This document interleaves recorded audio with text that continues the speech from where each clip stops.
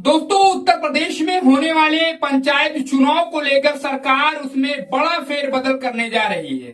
चुनाव लड़ने वालों के लिए भी और वोट डालने वालों के लिए भी बड़ा फेरबदल होने जा रहा है। उत्तर प्रदेश की सरकार की तरफ से जो है गाइडलाइन जारी हो गया है, नियम बता दिए गए हैं। वो क्या है दोस्तों, इस रिपोर्ट में बने रहिए, बिल्कुल विस्तृत जानकारी हम आपको दे रहे हैं। उत्तर प्रदेश सरकार पंचायती व्यवस्था में बड़े बदलाव की तैयारी कर रही है। दोस्तों, सरकार का लक्ष्य है कि जैसे देश में सांसद और विधायक को जनता सीधे चुनती है, वोट देती है, वैसे ही अब ब्लॉक प्रमुख और जिला पंचायत अध्यक्ष का चुनाव भी आम जनता के वोट से ही वर्तमान प्रणाली में इस पदों पर जो चुनाव पंचायत के जरिए होता है, उससे भ्रष्टाचार और सत्ता केंद्रीकरण जैसे आरोप लगते हैं। हम आपको बता दें दोस्तों कि मुख्यमंत्री से मुलाकात के दौरान जो पंचायती राज मंत्री हैं ओपी राजभर, उन्होंने सुझाव भी दिया है कि संबंधित अधिकारियों को निर्देश दिए जाए ताकि प्रस्ताव जैसे कर उसे केंद्र सरकार को भेजा जा सके। इसका उद्देश्य ग्राम स्तर पर लोकतंत्र और अधिक जीवंत पारदर्शिता सहभागी बनाना है।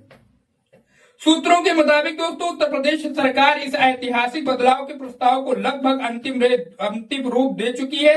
जल्द ही इसे औपचारिक रूप से केंद्र सरकार के पास भेज दिया जाएगा। यदि केंद्र सरकार से मंजूरी मिलती है तो संभावना है कि अगला पंचायत चुनाव इसी नई प्रणाली के तहत कराया जाएगा। इससे पंचायत चुनाव की पूरी रूपरेखा बदल सकती है। दोस्तों, ओम प्रकाश राजभर इस प्रस्ताव को लेकर राज्य स्तर तक सीमित नहीं रखना चाहते। उन्होंने इस मुद्दे को लेकर दिल्ली में केंद्रीय गृह मंत्री अमित शाह की मुलाकात की थी। राजभर के अनुसार अमित शाह ने इस पर सकारात्मक प्रतिक्रिया भी दी थी। स्पष्ट कहा था कि सरकार से जो है विविधता प्रस्ताव मिलने पर केंद्र सरकार इसे गंभीरता से इस पर विचार करेगी। ओम प्रकाश राजभर के साथ इस मुद्दे पर उनके पुत्र अरविंद राजभर को भी भाजपा के राष्ट्रीय महासचिव हैं, जो उन्होंने भी पूरी तरीके से इस मामले में सक्रिय है। मुख्यमंत्री योगी आदित्यनाथ के साथ हुई बैठक में अरविंद भी शामिल हुए और उन्होंने भी इस प्रस्ताव का समर्थन किया। भाजपा का मानना है कि इससे ग्राम स्तर पर लोकतंत्र को मजबूती मिलने का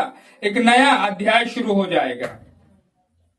दोस्तों, हम आपको बता दें कि जनता को सीधे अपने नेताओं को चुनने का अधिकार मिलेगा इस नई प्रणाली के तहत, जिससे लोकतंत्र की जड़ें और गहरी होंगी। भ्रष्टाचार पर अंकुश लगेगा, प्रतिनिधियों के से सीधा संवाद होगा, उन पर सीधा नियंत्रण होगा, क्योंकि अब इसमें भ्रष्टाचार की कोई संभावना नहीं रह जाएगी।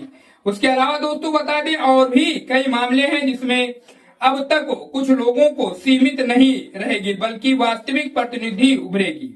हालांकि ये प्रस्ताव लोकतंत्र को मजबूत करने की दिशा में एक बड़ा कदम है, लेकिन इसके सामने कुछ व्यवहारिक और चुनौतियां भी हैं। चुनाव की लागत बढ़ सकती है, राजनीतिक दलों का दखल बढ़ने की आशंका है, ग्रामीण स्तर पर चुनावी ध्रुवीकरण की संभावना बढ़ सकती है।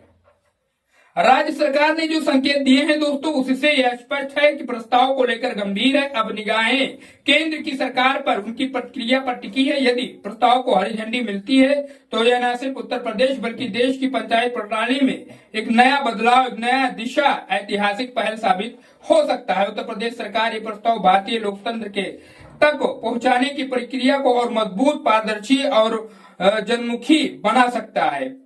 आने वाले दिनों में यदि केंद्र सरकार इसे मंजूरी देती है तो ये देश की पंचायती व्यवस्था में सबसे बड़ा सुधार होगा। दोस्तों, ये जो नया सिस्टम सरकार लाने जा रही है, इसके बारे में आपकी क्या राय है, कमेंट करके हमें जरूर बताइए।